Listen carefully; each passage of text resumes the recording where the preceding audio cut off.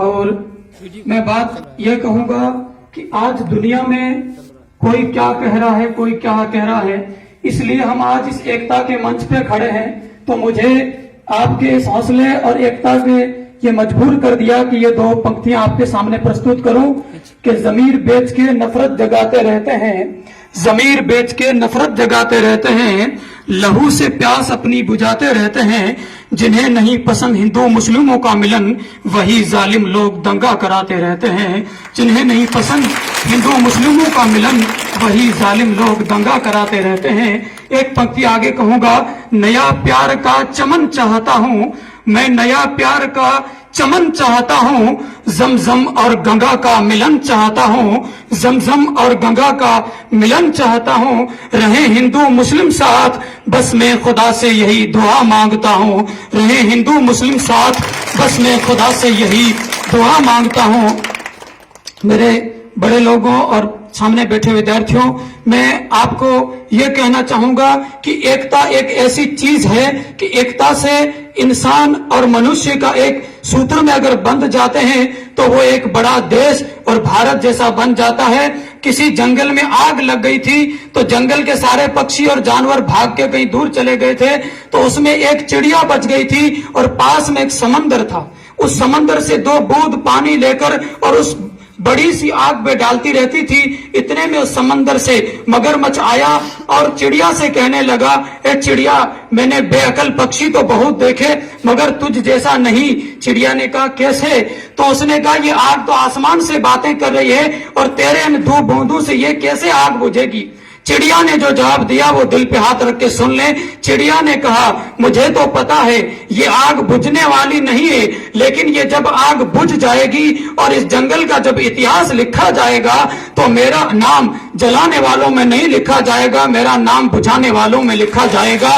इसलिए हमें हमेशा हमारी समाज के लिए अच्छा कार्य करना चाहिए, क्योंकि शिक्षा एक ऐसा, अब जो मैदान जंग लगने वाला है उसमें तलवार नहीं चलेगी, अब उसके हाथ में कलम होगी और कलम चलेगी। जिस समाज के बेटों के पास कलम होगा वही फतह का झंडा लहराएगा। तो मेरी आंखें नहीं है, लेकिन मुझे जिन जिन लोगों ने सहयोग किया, मेरे गुरु आज यही उपस्थित हैं। अब मैं क्या बताऊं, दुनिया पड़े रहेगी, लेकिन मैं एक छोटा सा बंद पिंजरे में था, मुझे कोई मौका नहीं था, लेकिन मुझे ऐसे लोगों की जब सहायता मिली और मुझे मंच मिला, आज मैं इस मंच के माध्यम से ऐसा चमकूं कि मेरे पास आंखें नहीं है। मैं कहता हूं, अगर मेरे पास आंखें नहीं है लेकिन मैं आपके सहयोग से मन का दिया जला करके भी समाज को रोशन कर सकता हूं। और मैं आपको ये बता देता हूं कि शिक्षा एक ऐसी चीज है, एक बादशाह या एक राजा की बेटी थी, उसने कहा मैं उससे शादी करूंगी जो मेरे 2 सवालों के जवाब देगा।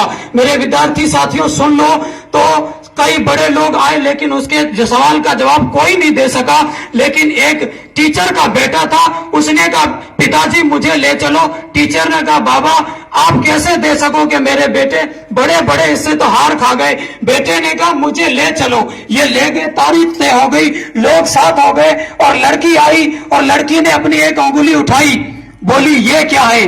उसने कहा मैं इशारे से सवाल करूंगी, जिसमें हिम्मत हो वो इशारे से जवाब दे दे। लड़के ने अपने जेब से पेन निकाला और ऊपर कर दिया। लड़की ने कहा जवाब सही है। दूसरी बार लड़की इधर उधर दौड़ी और एक सीढ़ी पे जाकर बैठी। लड़के ने दिल पे हाथ रखा। लड़की ने कहा दोनों सवाल सही है और दोनों जवाब सही, अब मैं इस बच्चे से शादी करूंगी। और राजा ने कहा मैं सवाल भी नहीं समझा और मैं जवाब भी नहीं समझा। तो बेटे ने कहा, लड़की ने एक उंगली ऊंची की थी, कहा तलवार से ऊपर कोई चीज है? तो मैंने कलम निकाला, मैंने कहा कलम तलवार से ऊंची है, जो अदालतों में बैठकर कई कई लोगों के उलझे हुए केसों को सुलटाने का काम एक कलम ही कर सकता है। और उस दूसरी बार उस बेटी ने कहा दुनिया में हर चीज थक जाती है मगर इंसान का दिल ऐसा है जो कभी भी नहीं थकता है। तो हमें कैसी भी परिस्थिति आए लेकिन हमें हमारे दिल के ऊपर भरोसा रखना चाहिए, क्योंकि वो मेरे दम से यूं ही मेरे वतन की जीनत जिस तरह फूल से होती है चमन की जीनत, इसीलिए हमें हमारे वतन की ऐसे जीनत बन के रहना है जिस तरह बाग में फूल से बाग और चमन की जीनत रहती है।